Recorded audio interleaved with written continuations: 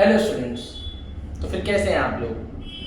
आज हम लोग मिल रहे हैं एसिड बेस एंड सॉल्ट के लेक्चर नंबर 3 के लिए, जिसमें हम लोग बात करेंगे सॉल्ट्स के बारे में और टाइप्स ऑफ सॉल्ट्स को बहुत अच्छे से देखेंगे। तो पहले समझते हैं कि ये सॉल्ट्स क्या होता है एग्जैक्टली। पहले बात करते हैं सॉल्ट्स क्या होता है। अब देखो, घर पे भी ये सॉल्ट पड़ा होगा नमक के फॉर्म में, नमक नमक ही कहते हैं इसे। अब ये जो नमक होता है ये केमिस्ट्री में डिफाइन क्या करता है, बनता है कैसे, ये सकते हैं।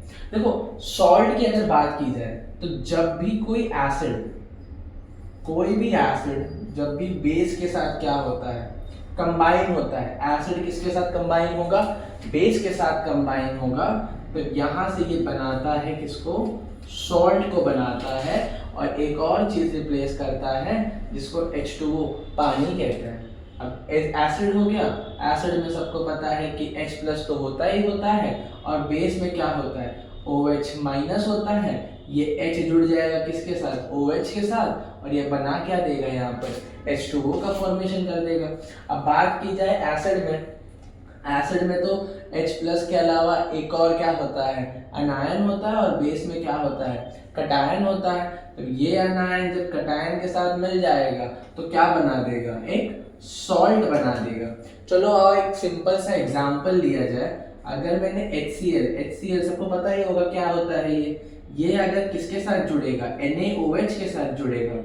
NaOH sodium hydroxide, HCl hydrochloric acid. देखो, इनके जुड़ने से H जुड़ेगा OH के साथ बनाएगा H2O, Na जुड़ेगा Cl के साथ बनाएगा NaCl, और यही मेरा बन जाता है सॉल्ट। सॉल्ट हमेशा एक आयोनिक कंपाउंड होता है। कैसा कंपाउंड होता है? Ionic compound. आओ कुछ बात की जाए आयोनिक कंपाउंड के बारे में। तो आयोनिक कंपाउंड ऐसा कंपाउंड होता है जिसमें एक पॉजिटिव मतलब एक कटायन और एक अनायन, एक पॉजिटिव आयन और एक नेगेटिव आयन के बीच में जो बॉन्ड बनती है, जो कंपाउंड बनते हैं, उसी को कहते हैं आयोनिक कंपाउंड। बहुत ही ज़्यादा तगड़ा इंटरमॉलिक्यूलर फोर्स ऑफ अट्रैक्शन होता है, जल्दी डिसोशिएट नहीं होता है। तो याद रखना है, जो भी सॉल्ट होते हैं सबके सब कौन से बने रहते हैं, कैसे होते हैं?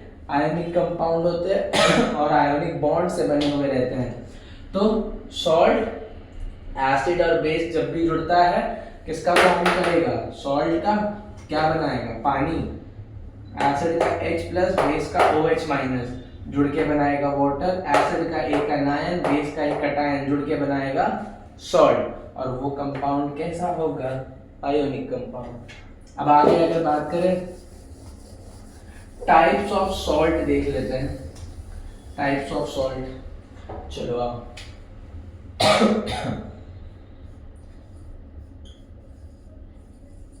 देखो, टाइप्स ऑफ सॉल्ट में सबसे पहला सॉल्ट जो देखेंगे वो हम देखेंगे नॉर्मल सॉल्ट। कौन सा सॉल्ट देखेंगे?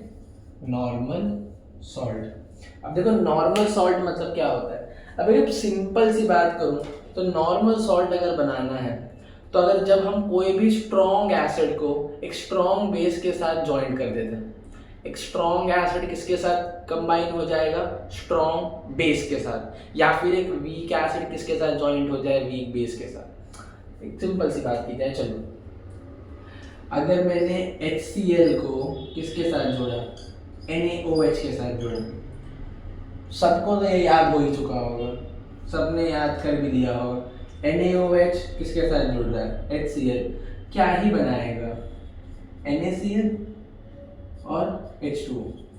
इस केस में अगर देखा जाए, यहां से यहां पर कितना H था? एक H था। यहां कितना OH था? एक OH था। कंप्लीट रिप्लेसमेंट ऑफ क्या हो गया? यहां से H+ का कंप्लीट रिप्लेसमेंट हो गया और यहां से OH का भी क्या हो गया? कंप्लीट रिप्लेसमेंट हो गया। जब कोई भी रिएक्शन में कंप्लीट रिप्लेसमेंट ऑफ H+ और OH- हो जाए, वहां से जो सॉल्ट बन के निकलता है उसी सॉल्ट को हम लोग क्या कहते हैं? Normal salt.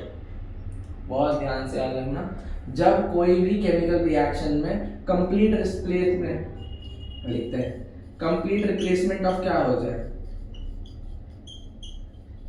Complete replacement of H+ and OH minus ions हो जाए तो वहां से जो सॉल्ट बन के निकलेगा उस सॉल्ट को क्या कहेंगे हम लोग, नॉर्मल सॉल्ट।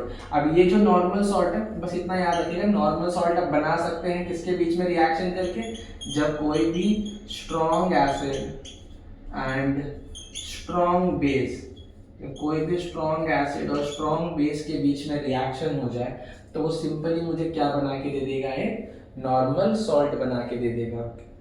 इतना पार्ट समझ में आ रहा है? चलो अब आगे चलते हैं। Complete replacement of H plus और OH माइनस आयंस का बहुत अच्छे से ध्यान रखिएगा। तो चलो स्टूडेंट्स, फिर हम लोग स्टार्ट करते हैं एसिडिक सॉल्ट से। किससे स्टार्ट करेंगे? Acidic salt. ये मार्कर थोड़ा सा लाइट हो गया है, दूसरा मार्कर लेते हैं। चलो तो स्टार्ट करते हैं एसिडिक सॉल्ट। अब समझो एसिडिक सॉल्ट क्या होता है। अब देखो जैसे बात की थी कि नॉर्मल सॉल्ट में complete replacement of H plus and OH minus ions होगा, तो एसिडिक सॉल्ट में याद रखना है कि एसिड में से होगा पार्शियल रिप्लेसमेंट। क्या होगा? Partial replacement of H plus ion. Acid में से क्या होगा? Partial replacement of H plus ion. For an example लिख लेते हैं, अगर मैं लूँ NaOH रिएक्ट विथ H2SO4।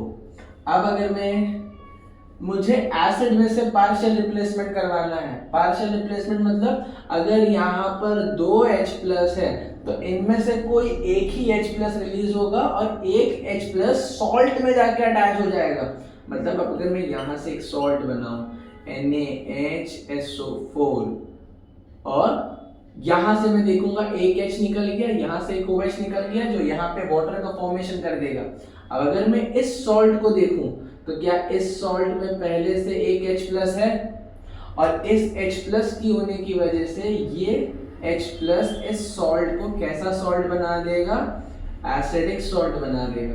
तो अगर सिंपल भाषा में बात की जाए, ज़्यादा थियरी की बात ना की जाए, ठीक है, कोई भी एसिडिक सॉल्ट को पहचानना है तो एक उस सॉल्ट में अगर मुझे H प्लस दिख रहा है, एक हाइड्रोजन, एक H प्लस आयन दिख रहा है, तो मैं सिंपली कह दूंगा वो एक एसिडिक सॉल्ट है।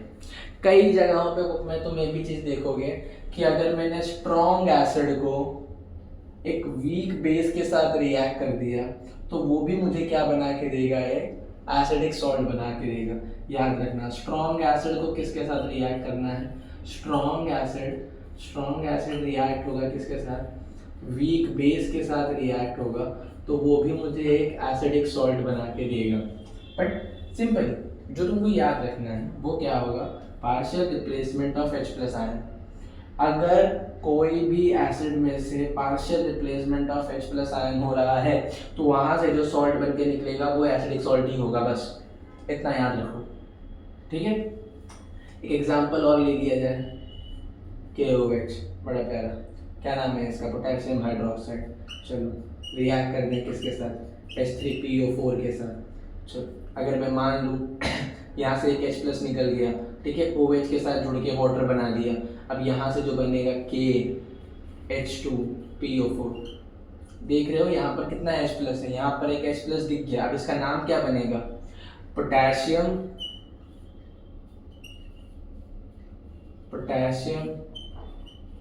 Dihydrogen phosphate. क्या नाम बना इसका?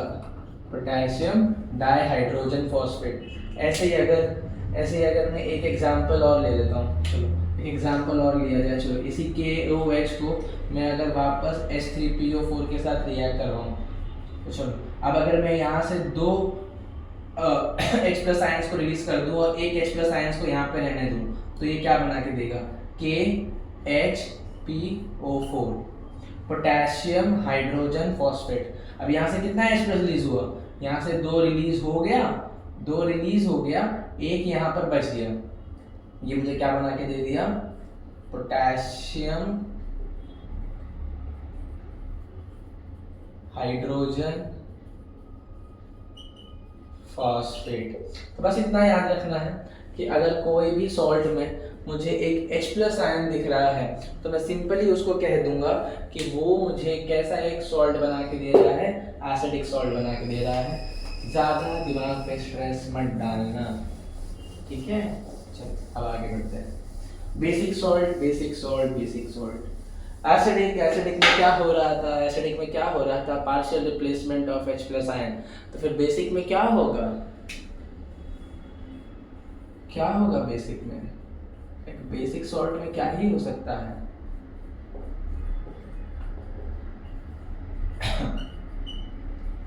Partial replacement of OH minus ion. क्या होगा, partial replacement of OH minus ions, ठीक है। चलो एक एग्जांपल लेके देखते हैं, इसका भी बड़ा इजी एग्जांपल लेके देखते हैं। MgOH ट्वाइस को हम रिएक्ट करवा देते हैं किसके साथ, HCl के साथ रिएक्ट करवा देते हैं। अब देखो MgOH ट्वाइस प्लस HCl, यहाँ से क्या होगा, partial replacement of OH minus ions. It means यहाँ से तो पूरा H प्लस निकल जाएगा, बट अब यहाँ से कंप्लीट OH नहीं निकलेगा, यहाँ से एक OH निकलेगा।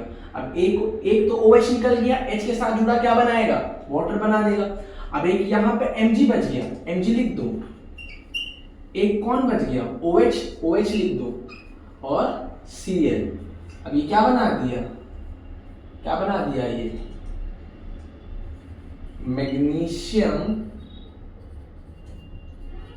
Hydroxy chloride. क्या बना दिया, magnesium hydroxy chloride. Basic salt में क्या होगा, partial replacement of OH minus ion. क्या होगा बेसिक सॉल्ट में, partial replacement of OH minus ion. Acid में क्या हो रहा था, partial replacement of H plus ion. चलो चलो चलो एक एग्जांपल और ले लिया जाए। कॉपर, कॉपर सबका प्यारा कॉपर, कॉपर हाइड्रोक्साइड। मेरी फेवरेट एसिड कौन सी ले लिया मैंने, HCl, ठीक है। अब देखो यहाँ से एक OH एक H बनाएगा पानी, बच गया Cu, Cu, Cu, बच गया OH, OH जुड़ गया Cl के साथ। अब ये क्या बनाएगा, copper hydroxide chloride, copper hydroxy chloride. क्या बना दिया इसने, कॉपर हाइड्रोक्सी क्लोराइड। तो बस अगर कोई भी सॉल्ट में आपको H प्लस दिखता है तो सीधा कह देना एसिडिक सॉल्ट, OH दिखता है तो क्या कह दोगे, बेसिक सॉल्ट। आई होप इतना पार्ट समझ में आ रहा होगा। बट हाँ, बेसिक सॉल्ट का भी फॉर्मेशन वैसे होता है, जैसे नॉर्मल सॉल्ट में क्या बताया था, strong acid, strong base, normal salt भी बनाता है। एसिडिक में क्या होता था, strong acid, weak base, acidic salt भी बनाता है। और बेसिक में क्या हो जाएगा, weak acid plus strong base. React करोगे तो तुमको एक बेसिक सॉल्ट भी बना के वो देगा, ठीक है। चल अब आगे चल।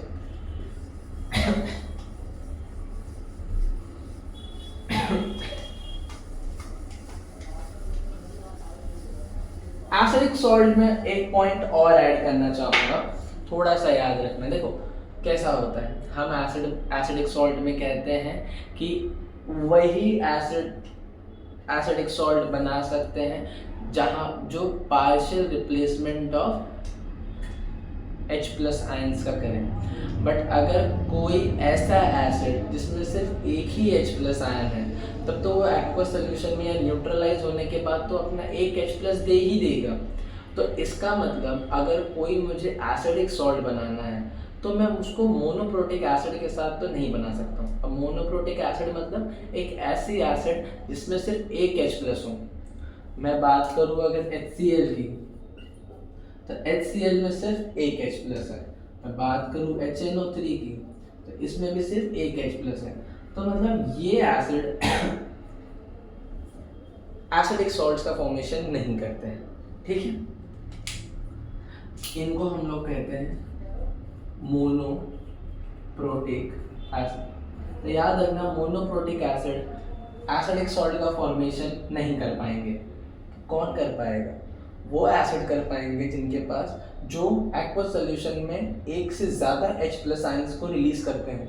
जैसे कि अगर मैंने बात कर दी H2SO4, यस H2SO4 दो H प्लस आयंस को रिलीज करता है, तो इसका मतलब ये एसिडिक सॉल्ट बना सकता है।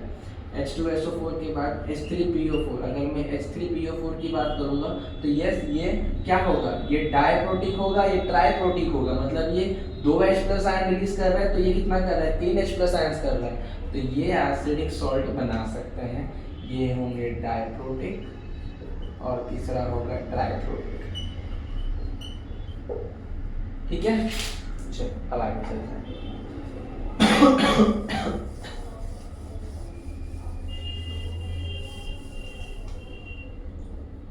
अब बात करते हैं फोर्थ टाइप के सॉल्ट की, जिसको कहते हैं डबल सॉल्ट। देखो यार, डबल सॉल्ट के तो कई नाम सुने होंगे। देखो डबल सॉल्ट में सिंपली क्या होता है, दो सॉल्ट होते हैं, दो सॉल्ट मिला होता है। इसका सबसे प्यारा एग्जाम्पल हमारे घर पे पढ़ा भी रहता है, जानते रहोगे क्या होता है, फिटकरी। फिटकरी जानते हैं, उस सलोन में ऐसे दाढ़ी के ऊपर बर्फ जैसा कुछ रगड़ते हैं, बड़ा क्रिस्टलाइन क्रिस्टलाइन दिखता है। डबल सॉल्ट का वो एक अच्छा एग्जाम्पल होता है। अब देखा जाए कैसा डबल सॉल्ट होता है वो, उसको हम लोग कहते हैं पोटाश आलम। पोटाश आलम, इसका केमिकल फॉर्मूला होता है K2SO4 dot Al2SO4 Al2SO4 thrice dot 24H2। अब अगर मैं इस वाले कंपाउंड को ध्यान से देखूं, यहाँ पर एक पोटेशियम सल्फेट का सॉल्ट है और एक यहाँ पर कौन सा सॉल्ट है, एल्युमिनियम सल्फेट का सॉल्ट है। तो मतलब एक ऐसा सॉल्ट जहाँ पर दो दो सॉल्ट प्रेजेंट होंगे, उन्हीं को हम लोग क्या कहते हैं, डबल सॉल्ट। यहाँ पर डॉट प्रेजेंट होता है, डॉट से ध्यान देना। देखो जब भी कोई सॉल्ट में से डॉट प्रेजेंटेड होंगे तो हम उसको कह सकते हो वो कौन सा सॉल्ट होगा, डबल सॉल्ट। अब एक एग्जांपल और लेते हैं, KCl dot MgCl2 dot 6H2, इसको हम लोग कहते हैं कैर्नालाइट। क्या कहते हैं, कैर्नालाइट। सर नाम से भी याद रखना, एक नाम से पूछता है एग्जाम में, ठीक है। इसे कंपाउंड का नाम दे देगा, बोलेगा explain the carnallite is a double salt और नॉट। नाम से बहुत कम पूछता है, बट हाँ नाम से याद कर लेना। KCl dot MgCl2 dot 6H2 भी किसका एग्जाम्पल होगा, डबल सॉल्ट का होगा, ठीक है। तो अगर कोई भी सॉल्ट में ऐसा आपको डॉट दिख रहा है जहाँ पर दो सॉल्ट प्रेजेंटेड है, सिंपली बता देना हो किसका एग्जाम्पल होंगे, डबल सॉल्ट के होंगे। चलो अब आगे चलते हैं, चालू करते हैं, जानते हैं एक और सॉल्ट के बारे में, कॉम्प्लेक्स सॉल्ट। कि कॉम्प्लेक्स सॉल्ट क्या होता है। देखो कॉम्प्लेक्स सॉल्ट की बात की जाए तो इसके दो कॉम्प्लेक्स पार्ट होते हैं, एक पार्ट ब्रैकेट में होता है और एक पार्ट ब्रैकेट के बाहर होता है। कैसे कैसे दिखता है, कैसे है, होता कैसे है, देखो कॉम्प्लेक्स सॉल्ट के ना दो पार्ट होते हैं। अब अगर मैं बात करूँ एक ब्रैकेट वाला पार्ट, एक एग्जांपल लेके देखते हैं, Cu NH3 4SO4, ठीक है। इसको हम लोग कहते हैं टेट्राअमाइन कॉपर सल्फेट, ठीक है। अब इस वाले पार्ट में क्या होगा, ये जो ब्रैकेट वाला पार्ट देख रहे हो और ये जो ब्रैकेट के बाहर वाला पार्ट देख रहे हो, ये जो ब्रैकेट के अंदर वाला पार्ट है, ये ना जब भी कभी एक्वस सॉल्यूशन में जाएगा तो ब्रैकेट के अंदर वाला पार्ट डिसोशिएट नहीं होता है,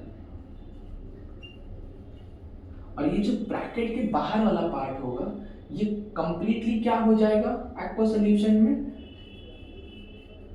डिसोशिएट हो जाएगा। मतलब वाटर में जाते ही, पानी में जाते ही, ये जो अंदर वाला पार्ट होता है इट गेट्स कंप्लीटली आयोनाइज्ड और दे गेट कंप्लीटली सॉरी जो ब्रैकेट के अंदर वाला पार्ट होता है it never get completely ionised, और ये जो ब्रैकेट के बाहर वाला पार्ट होता है ये कंप्लीटली क्या हो जाएगा, आयोनाइज, या फिर वाटर में जाते ही डिसोशिएट हो जाएगा। मतलब वाटर में जाते ही ये कंप्लीटली SO4 -2 मुझे कंप्लीटली दे ही देगा, बट ये अंदर वाला पार्ट कंप्लीटली डिसोशिएट या आयोनाइज नहीं होगा। एक और एग्जांपल अगर मैं लूं तो ये मेरा बन जाएगा K4Fe(CN6), पोटेशियम फेरोसाइनाइड। अब मतलब जब एक्वा सॉल्यूशन में जाएगा तो ये जो अंदर वाला पार्ट है ये कंप्लीटली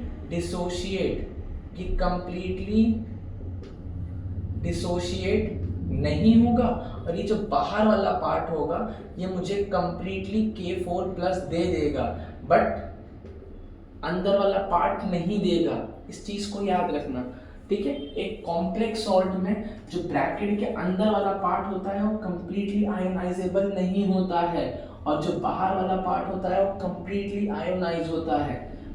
आइडेंटिफाई कैसे करना है कॉम्प्लेक्स सॉल्ट को? सिर्फ बड़ा सा जो ब्रैकेट दिखेगा, ऐसा अगर कोई सॉल्ट दिखता है आपको डायरेक्टली बोल देना कॉम्प्लेक्स सॉल्ट है, ठीक है। पूछता है which part of the complex salt gets completely dissociated and which part will not। Simple सा फंडा दिमाग में बना के रखना, अंदर वाला कुछ नहीं होगा, बाहर वाले के साथ सब कुछ हो जाएगा। जो अंदर छुप के बैठा है उसको कुछ नहीं होगा, बाहर वाले के साथ सब कुछ होता रहेगा। समझ में आ रही चीज़? बस कंप्लीट।